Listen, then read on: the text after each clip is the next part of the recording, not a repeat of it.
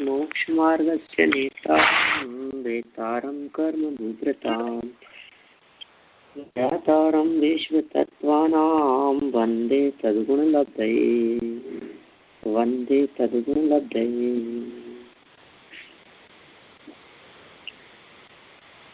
तत्वार्थ राजवार्तिक के आधार से यहाँ अपनी 12वें सूत्र के संदर्भ में चर्चा चल रही थी।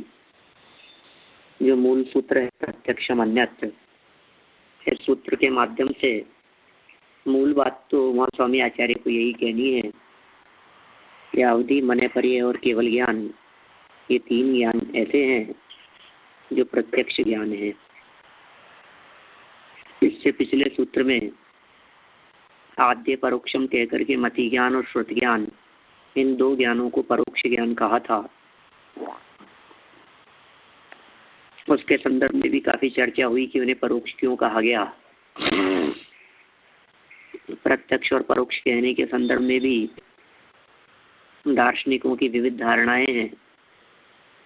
बहुत दार्शनिकों का ऐसा कहना है कि जो आंख से दिखाई देता है उसे प्रत्यक्ष क्यों नहीं कहते हो। लेकिन प्रत्यक्ष में जो अक्ष शब्द का प्रयोग किया है, उस अक्ष शब्द का अर्थ इंद्रियां न लेकर के आत्मा समझना चाहिए, जिससे प्रत्यक्ष का अर्थ बनता है जो आत्मा से डायरेक्ट ज्ञान हो, उसका नाम प्रत्यक्ष है। जो इंद्रिय, मन आदि बाह्य किसी भी साधन के बिना हो, उसका नाम प्रत्यक्ष ज्ञान है।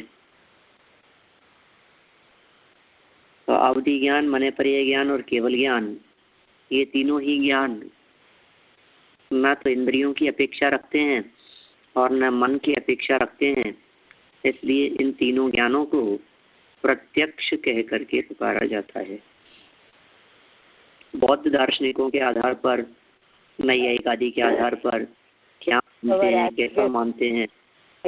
अन्य सवेरे 8 बजे सोता, 2 बजे नहीं। देखिए, अपन इस प्रकरण को पूरा करते हैं। एक बार पढ़ करके कोई बात विशेष चर्चा की होगी या फिर कोई समझने वाली बात दिखेगी तो उसके बारे में डिस्कस करेंगे। 303 पेज है मूल ग्रंथ का।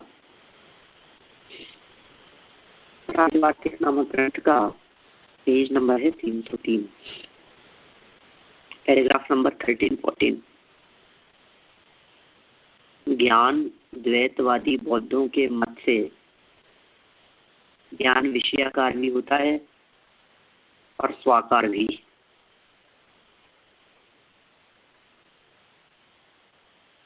बौद्धों के अंदर भी बहुत सारे मत हैं। एक्चुअल में बौद्धों में एक ज्ञान द्वैतवादी बौद्धों की चर्चा चल रही है, एक विज्ञान अद्वैतवादी भी मत है बौद्धों का।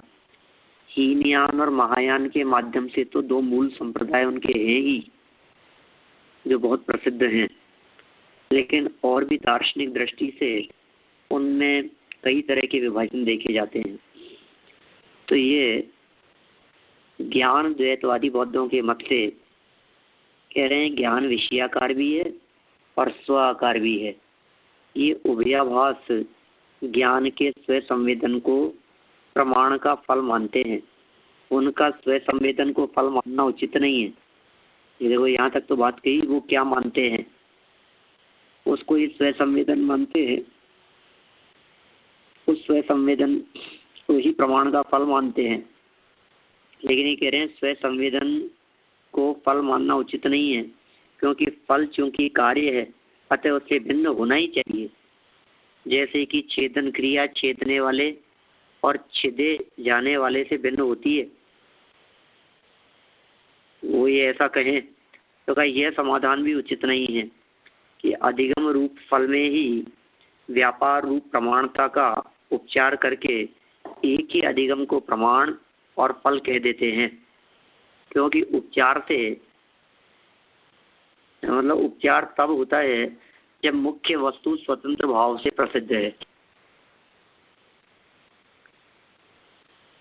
जैसे सिंह अपने शूरत्व क्रूरत्व आदि गुणों से प्रसिद्ध है, तभी उसका सादृश्य से बालक में उपचार किया जाता है। मैंने ये भी एक बात इन्होंने विशेष कह दी है, एक नॉर्मल ध्यान रखने योग्य बात है कि किसी का भी किसी में उपचार किया जाए तो उपचार तभी होता है जब जिसका उपचार किया जा रहा है वो स्वतंत्र अपने किसी एक विशेषण के कारण प्रसिद्ध हो, तभी उसका उपचार किया जाता है। जैसे मान लीजिए किसी बालक को कहा कि ये बालक कैसा है, कि ये तो शेर जैसा है, बिल्कुल शूरवीर। उसकी शूरवीरता, सिंह शूरवीरता के लिए प्रसिद्ध है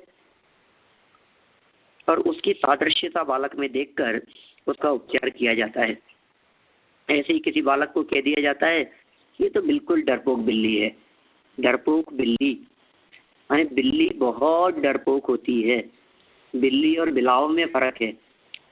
बिलाव निडर होता है और बिल्ली डरपोक होती है, थोड़ी सी आहट मात्र से भाग जाती है। वो डरपोक होने के कारण वो प्रसिद्ध है, डर में भय में। उसका उपचार बालकों में करके डरपोक बिल्ली कह दिया जाता है। पर यहाँ तक यहाँ जब मुख्य प्रमाण ही प्रसिद्ध नहीं है तब फल में उसके उपचार की कल्पना ही नहीं हो सकती।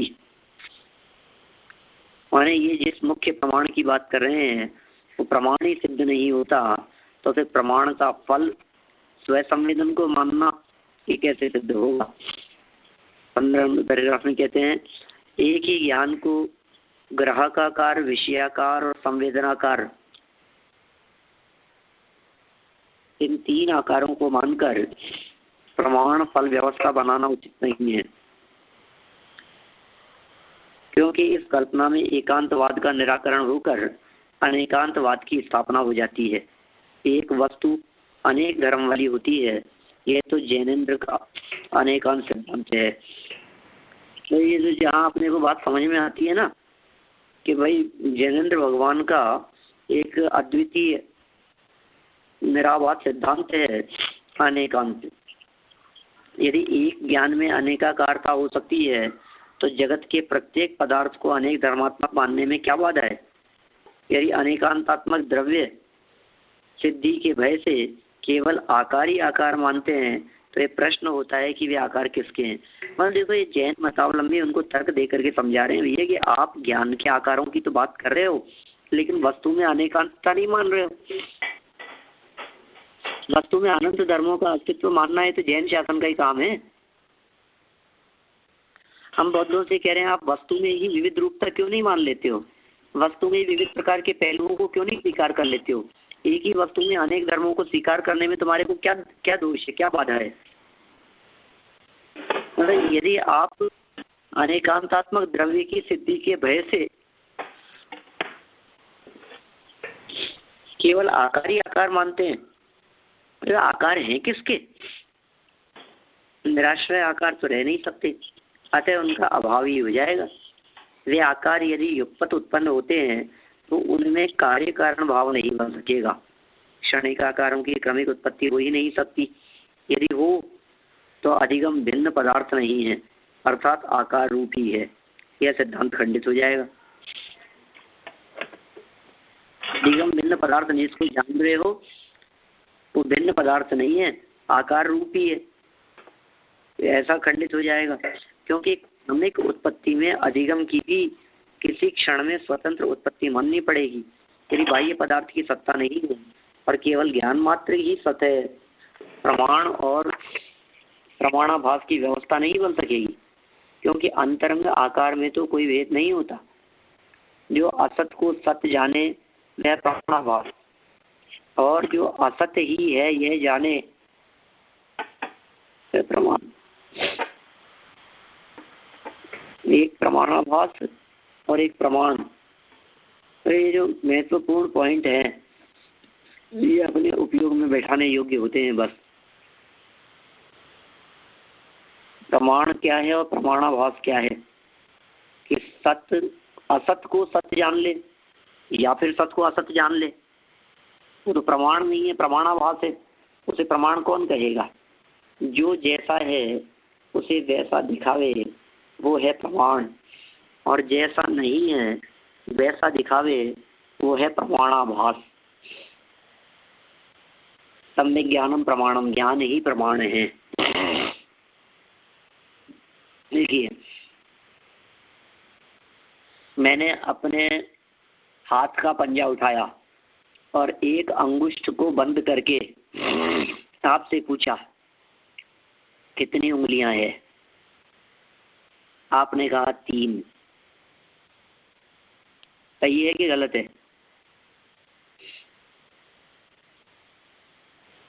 सही है या गलत है? सुन रहे हैं ना आप लोग?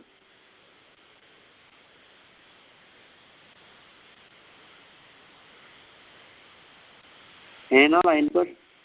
हाँ जी, हाँ जी, सुन रहे हैं। वो झूठ है। झूठ है ना? हाँ, तो सही नहीं है वो बात। चलिए, अब हमने उसी बात के बारे में पूछा कि 3 तो झूठ है क्योंकि कम बताया गया है। हमने कहा कितनी है, और सामने से जवाब आया 5।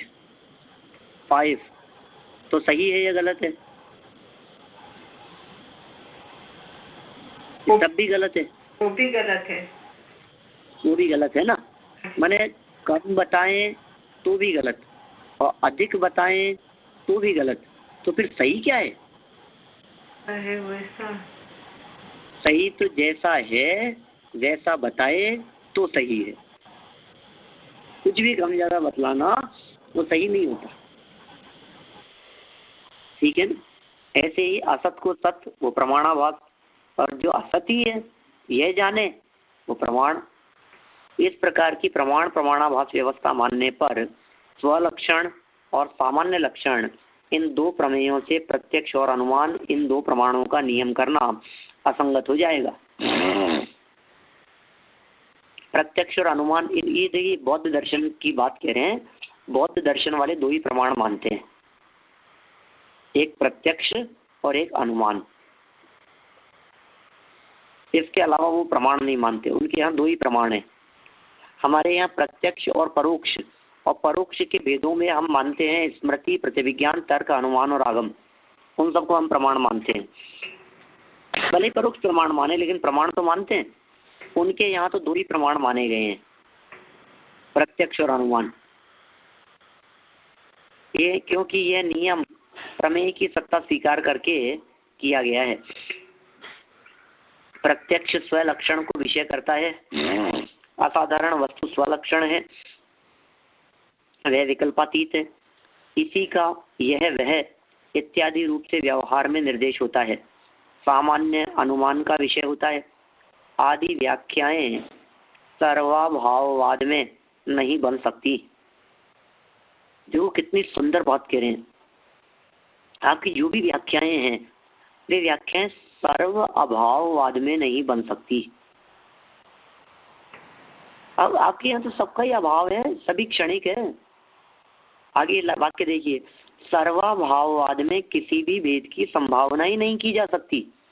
संबंधियों के भेद से अभाव में भेद कहना तो तब उचित है जब संबंधियों की सत्ता सिद्ध हो।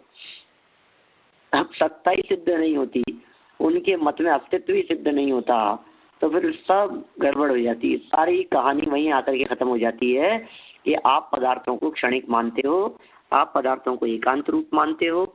यदि आप वस्तु को अनेकांत स्वरूप मानो तो आपकी सब बातें बराबर घटित हो जाए, सिद्ध हो जाए। संवेदन अद्वैतवादी का यह कथन भी उचित नहीं है। ये और नया दर्शन उन्हीं में, ये भी बौद्धवादी को है, बौद्धवादी का मत है संवेदन। हाँ, बिल्कुल उन्हीं का, कि सभी ज्ञान निरालंबन होने से अयथार्थ हैं, निर्विकल्पक स्वज्ञान ही प्रमाण है। शास्त्रों में जो प्रमाण प्रमेय आदि की प्रक्रिया है उसके द्वारा अविद्या का ही विस्तार किया गया है। विद्या तो आगम विकल्प से परे है, वह स्वयं प्रकाशमान है, क्योंकि संवेदन अद्वैत की सिद्धि का कोई उपाय नहीं है। कहा भी है, जो संवेदन अद्वैत प्रत्यक्ष बुद्धि का विषय नहीं है, जिसका अनुमान अर्थ रूप लिंग के द्वारा हो नहीं सकता और जिसके स्वरूप की सिद्धि वचनों द्वारा भी नहीं हो सकती, उस सर्वथा असिद्ध संवेदन को मानने वालों की क्या गति होगी। अतः संवेदन अद्वैतवाद त्याज्य है। अब ये इतना प्रकरण पढ़ा ना अपन ने, वास्तव में सूत्र की दृष्टि से और अपने प्रयोजन की दृष्टि से देखें तो उसमें बस इतनी सी बात ही जानने योग्य है कि अवधि मने पड़े और केवल ज्ञान प्रत्यक्ष ज्ञान है बस। और प्रत्यक्ष इसलिए है क्योंकि वे डायरेक्ट ज्ञान है, इंद्रिय और मन की अपेक्षा के बिना होते हैं। और अक्ष शब्द का अर्थ आत्मा और प्रत्यक्ष का अर्थ जो आत्मा से डायरेक्ट हुए, माने इंद्रियों की सहायता के बिना हुए, उसका नाम प्रत्यक्ष। यही बातें जानने योग्य है। और मति ज्ञान के प्रकार बतलाते हैं, नामांतर बतलाते हैं, मति ज्ञान को किन किन नामों से जाना जा सकता है। मूल सूत्र देखिए, 13 नंबर का सूत्र है, मति स्मृति संज्ञा चिंता विनिबोध इत्यर्थांतरम। सूत्र क्या है? मति स्मृति संज्ञा चिंता विनिबोध इति अनर्थांतरम। ठीक है, आप लोग सब इसको ध्यान से देखिए। मति स्मृति संज्ञा चिंता अभिनिबोध चिंताभिनिबोध इत्यनर्थांतरम इति अर्थ अंतरम इत्यनर्थांतरम इति अर्थ। तो कितने टुकड़े हो गए? इति इत्यनर्थ इति अर्थ अंतरम। क्या कह रहे हैं? अर्थ में अंतर नहीं, इति अनर्थ अंतरम, माने मति का कोई अलग अर्थ हो और स्मृति को कुछ अलग अर्थ हो, संज्ञा चिंता विनिबोध ये कोई अलग अलग हो, का इन सब का अर्थ एक ही है। ये कह रहे हैं क्यों है? अर्थ में कहा मति स्मृति संज्ञा चिंता और अभिनिबोध आदि मति ज्ञानावरण के क्षयोपशम से होने के कारण भिन्न नहीं है। अर्थांतरम अर्थांतरम अर्थांतर जानते हैं आप क्या होता है? अर्थ माने होता है वस्तु, अर्थांतर माने कोई भिन्न वस्तु। अर्थ से अर्थांतर, जैसे क्षेत्र से क्षेत्रांतर बोलते हैं ना, ज्ञेय से ज्ञेयांतर, क्षेत्र से क्षेत्रांतर, अर्थ से अर्थांतर। अर्थांतर मतलब जिस अर्थ की चर्चा चल रही है उसके अतिरिक्त दूसरे अर्थ की बात करना, वो अर्थांतर है। जैसे हमने बतलाया, जो ज्ञान दर्शन चेतना वाला होता है वो जीव है, और स्पर्श रस गंध वर्ण वाला जो होता है, तो कहा अरे आप तो जीव की चर्चा कर रहे थे, तो अर्थांतर की चर्चा हो गई, स्पर्श रस गंध वर्ण वाले की बात। समझ में आ रही है बात?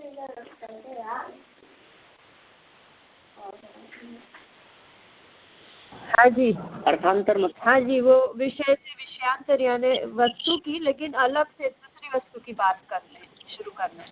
हाँ, तो अर्थांतर का अर्थ तो हुआ भिन्न वस्तु, लेकिन अनर्थांतरम, अनर्थांतरम का मतलब क्या हुआ? दूसरी वस्तु नहीं है। हाँ। नहीं, दूसरी वस्तु नहीं है, एक ही वस्तु है। इति अनर्थांतरम क्या शब्द है?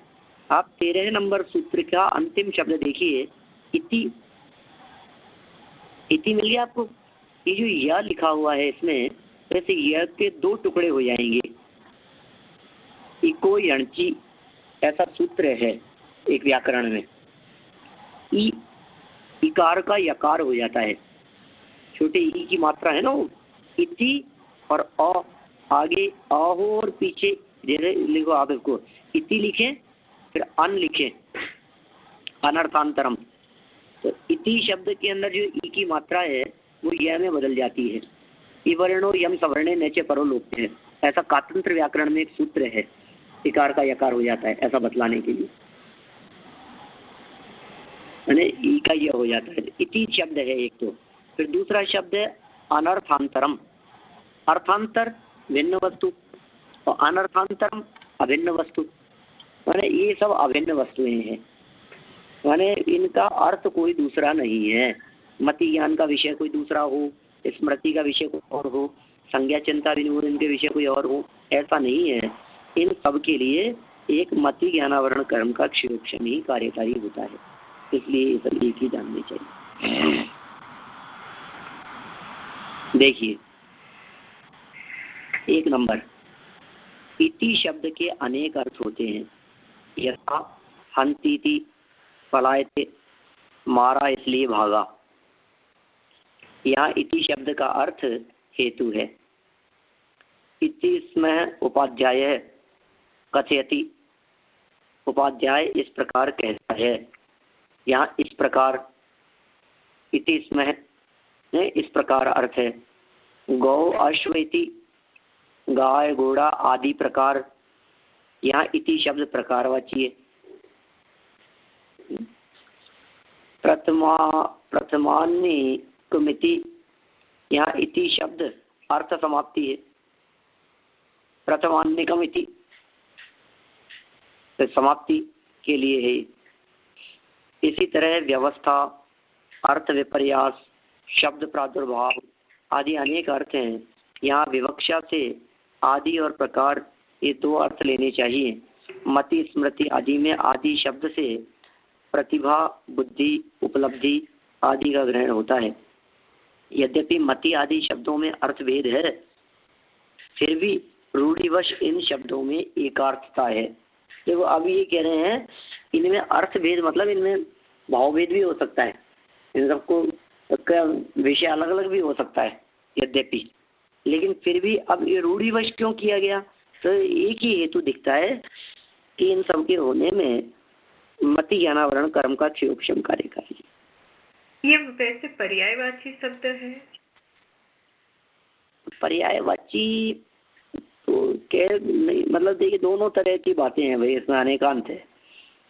इसमें मति स्मृति संज्ञा चिंता विनिमोद इन सब को हम पर्यायवाची शब्द के रूप में वैसे प्रयोग तो नहीं करते हैं, लेकिन फिर भी ये सब हैं उसी ज्ञान के रूप, मति ज्ञान के ही। माने ये सब पर्यायवाची नहीं है, ठीक है ना।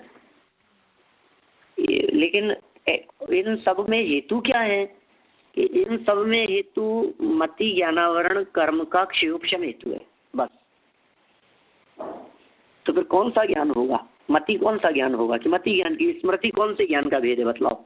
स्मृति अवधि ज्ञान का भेद है कि स्मृति केवल ज्ञान का भेद है कि स्मृति माने ज्ञान का प्रकार है। तो ये जो चिंता और अभिनिबोध, अभिनिबोध भी ज्ञान, मति ज्ञान, ये सब क्या है, मति ज्ञान की ही नामांतर जानने चाहिए। इनको नामांतर भी कह सकते हैं, पर्यायवाची भी कह सकते हैं, कहीं कहीं तो पर्यायवाची कह करके भी पुकारा जाता है कि ये सब एक दूसरे के पर्यायवाची हैं।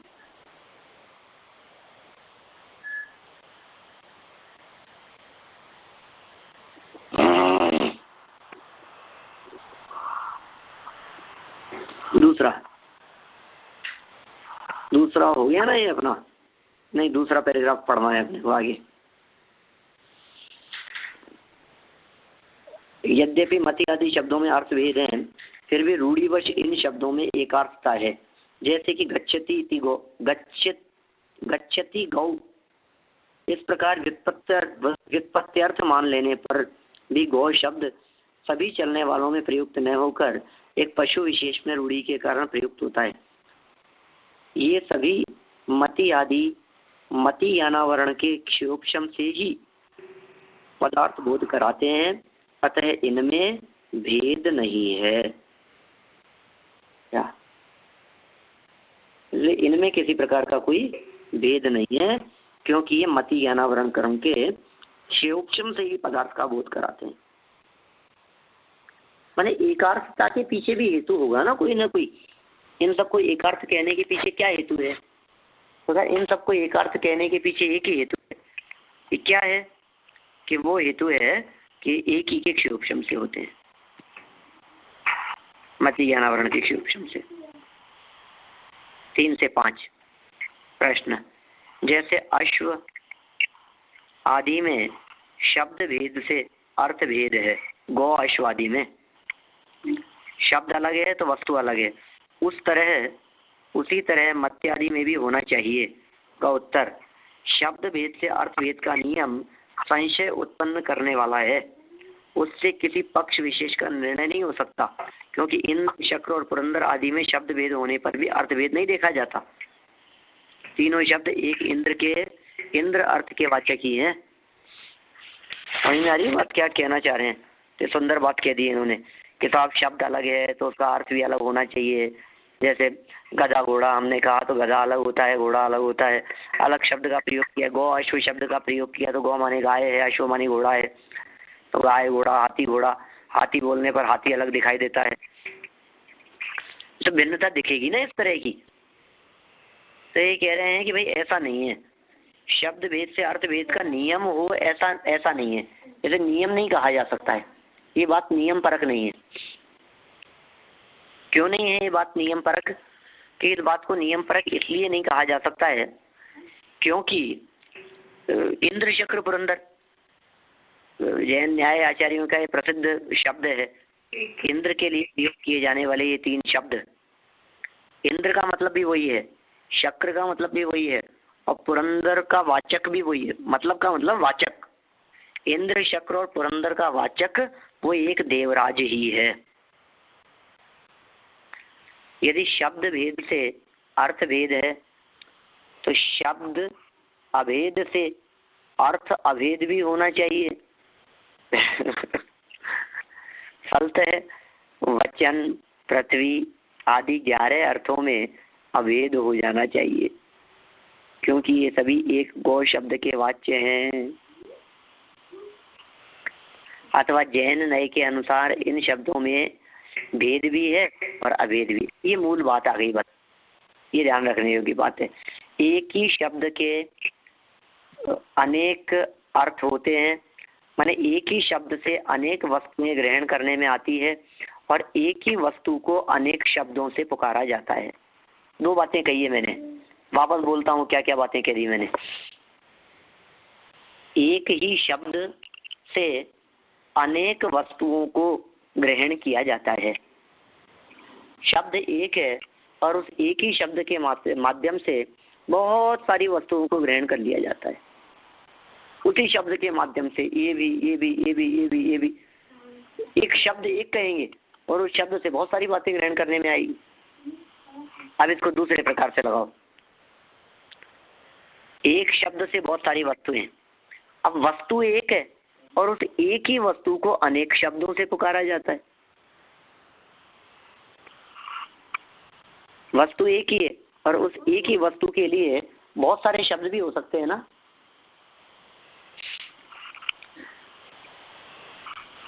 देखिए, तो जैन नय के अनुसार इन शब्दों में भेद भी है और अभेद भी है। द्रव्य दृष्टि से जैसे इंद्रादि शब्द इंद्र द्रव्य के वाचक होने से अभिन्न है, उसी तरह एक मति ज्ञानावरण के क्षयोपशम से उत्पन्न सामान्य मति ज्ञान की अपेक्षा से अथवा एक आत्म द्रव्य की दृष्टि से मत्यादि अभिन्न है और तत् पर्याय की दृष्टि से भिन्न है। ईंधन क्रिया, शासन क्रिया आदि से विशिष्ट इंद्रादि पर्याय जैसे भिन्न है, उसी तरह मनन, स्मरण, संज्ञान, चिंतन आदि पर्याय भी भिन्न है। क्या तर्क दे रही है ना? ईंधन क्रिया, शासन क्रिया, ईंधन क्रिया करे वो इंद्र, शासन क्रिया करे वो शक्र है, पुरंदर पुर को धारण करने रूप क्रिया जिसकी हो वो पुरंदर। तो ये सब शब्द भी भिन्न भिन्न है ना। मतलब किसी व्यक्ति को यदि किसी शब्द से पुकारा जा रहा है, जैसे मान लीजिए एक देवराज, देवों के शासक, देवों के राजा, देवों के अधिपति, उसके लिए कभी इंद्र शब्द का प्रयोग करें, कभी शक्र शब्द का प्रयोग करें, कभी पुरंदर शब्द का प्रयोग करें, तो प्रयोग करने वाले जब शक्र कह रहे हैं तो उस शक्र शब्द के माध्यम से यद्यपि वही व्यक्ति वाच्य हो रहा है, तथापि उस शक्र शब्द का भाव और अर्थ क्या है? उसका भाव और अर्थ तो है शासन करने वाला, सामर्थ्यशाली शक्र, ऐसा उसका भाव है। क्रिया की अपेक्षा।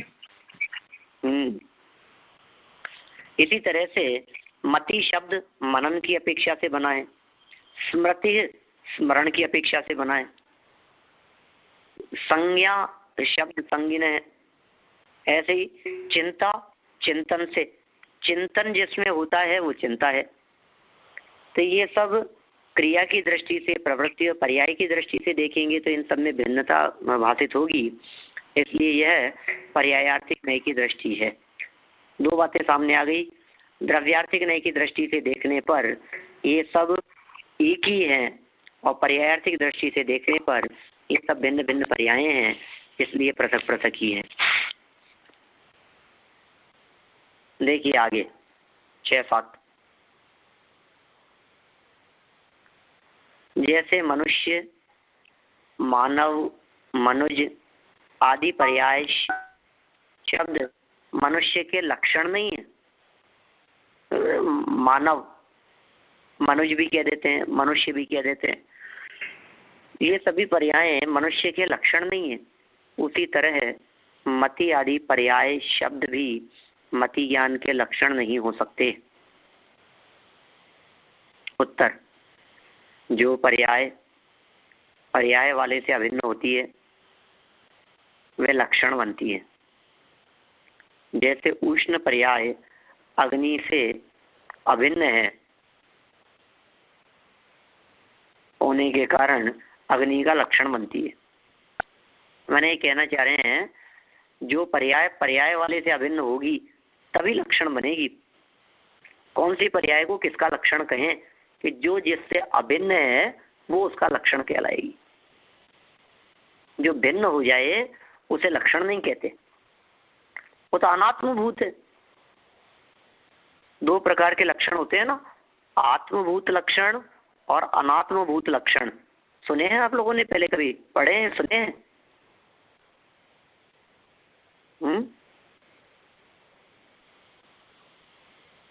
सुने हैं क्या? हाँ, सुनने में आया है ऐसा शब्द। तो ऐसा शब्द सुनने में आया है। देखिए मैं बात बतलाता हूँ क्या है। लक्षण दो प्रकार के होते हैं, एक आत्मभूत और एक अनात्मभूत। आत्मभूत लक्षण वो होता है जो वस्तु में ही पाया जाए, वो आत्मभूत लक्षण है। और अनात्मभूत लक्षण जो है वो ऊपर से हो, वो अनात्मभूत लक्षण है। जैसे हमें किसी व्यक्ति की पहचान करनी है, हमें किसी व्यक्ति से मिलना है, किसी व्यक्ति को स्टेशन पर लेने के लिए जाना है, हम उसे पहचानते नहीं है। हमने पूछा कि भैया बताओ तो सही दिखते कैसे हैं, स्टेशन से कैसे लेके आएंगे उनको, एयरपोर्ट से लेकर के आना है तो कोई पहचान का चिन्ह तो होगा।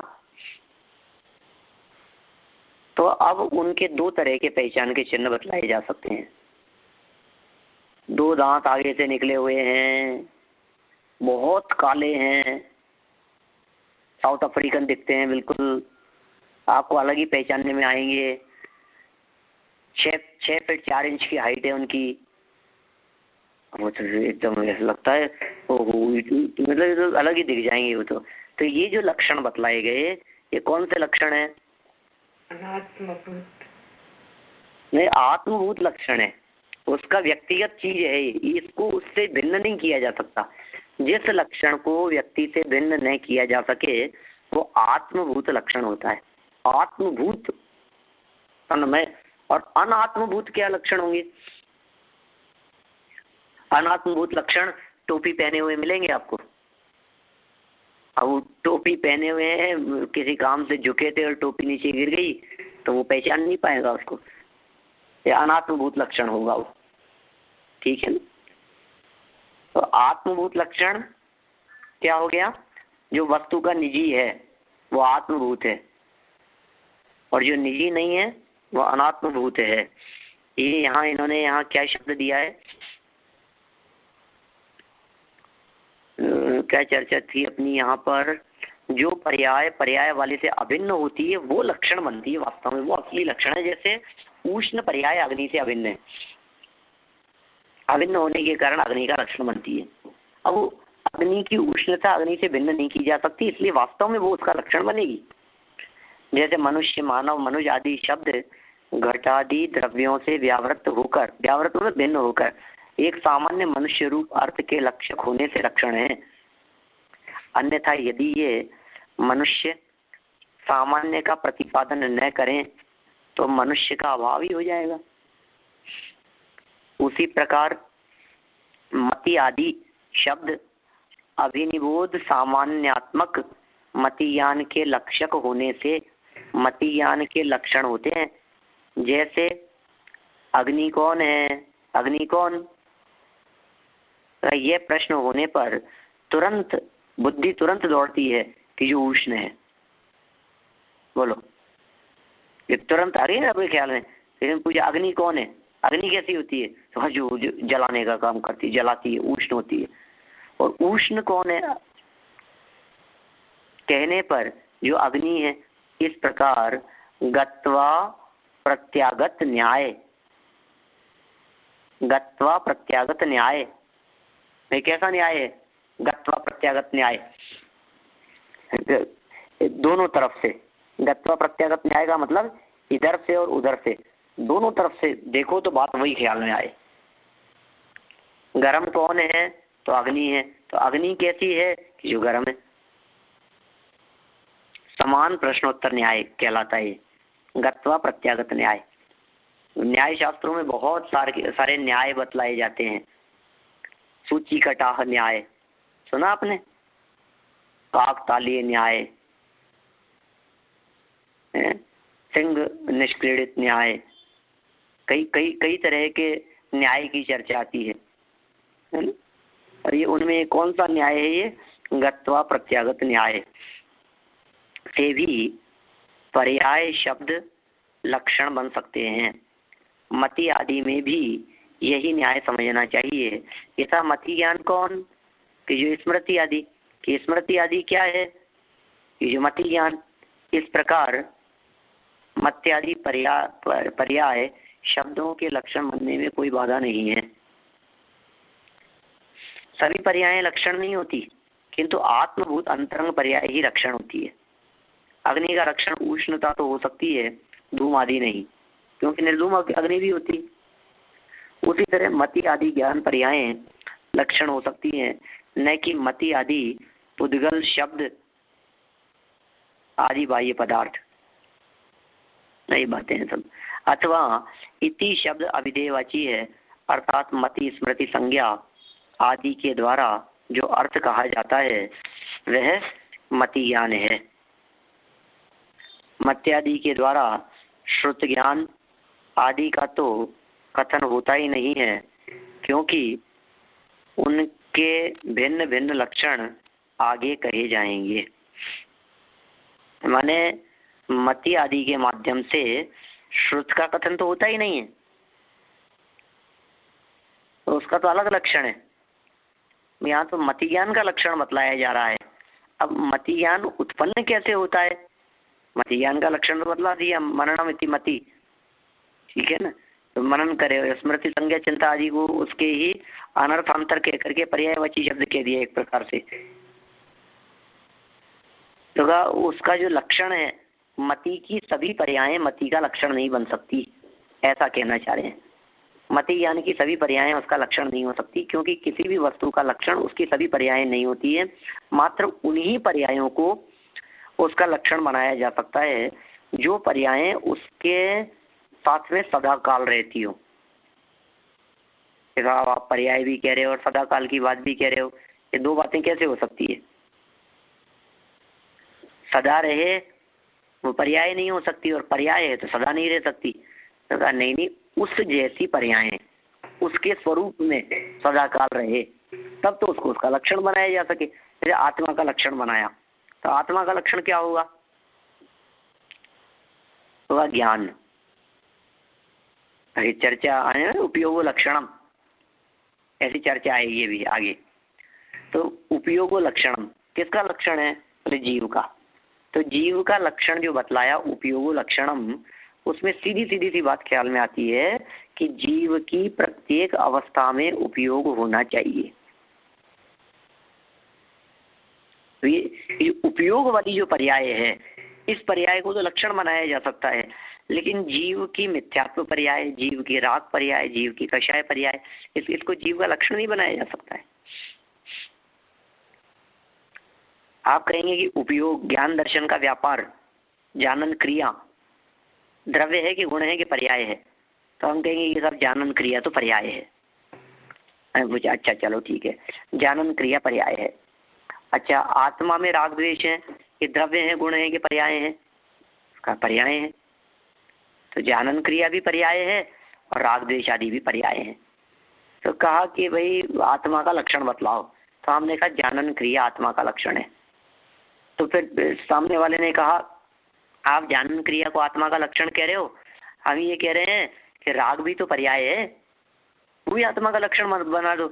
कि नहीं नहीं, यद्यपि जानन क्रिया और राग आदि दोनों ही आत्मा की पर्याय हैं, दोनों ही द्रव्य में नहीं है, दोनों ही गुण नहीं है, दोनों ही पर्याय हैं, तथापि पर्याय होते हुए भी एक पर्याय ऐसी है जिस पर्याय को लक्षण बनाया जा सकता है और दूसरी पर्याय ऐसी है जिसे लक्षण नहीं बनाया जा सकता।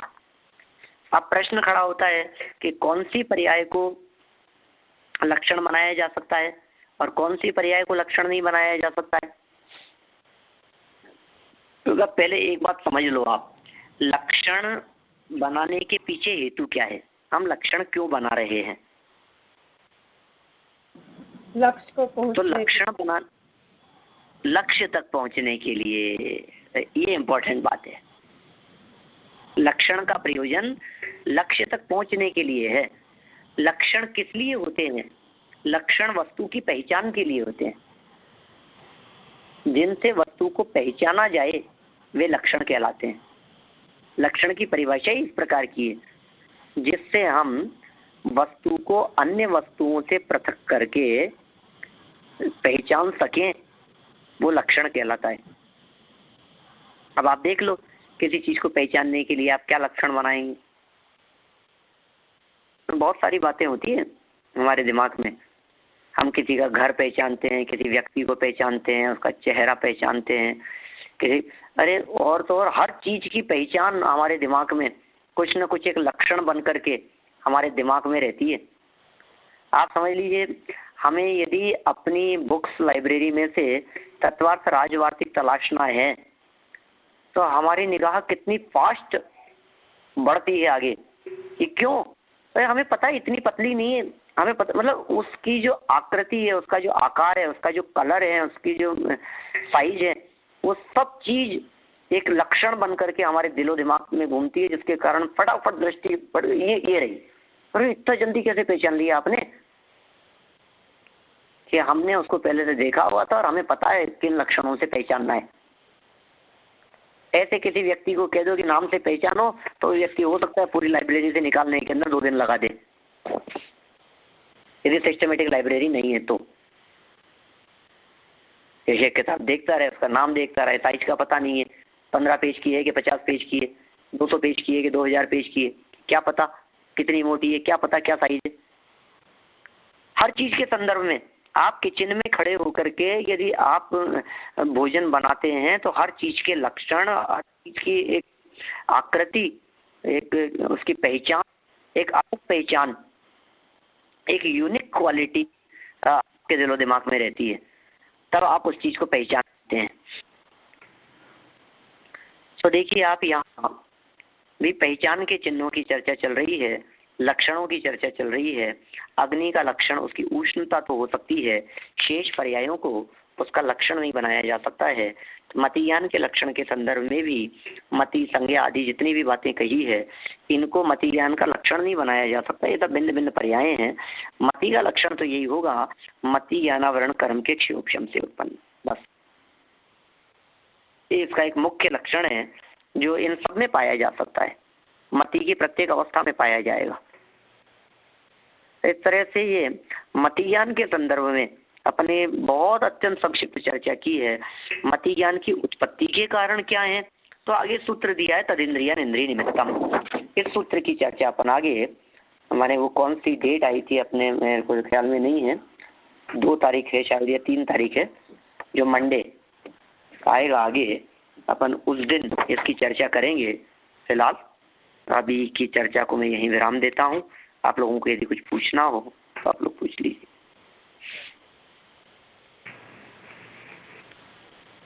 नहीं तो फिर जिनवाणी जी। या वाणी के ज्ञान ते सूझे लोकालोक, सो वाणी मस्तक नमो सदा देत हूँ धोख, सदा देत हूँ धोख।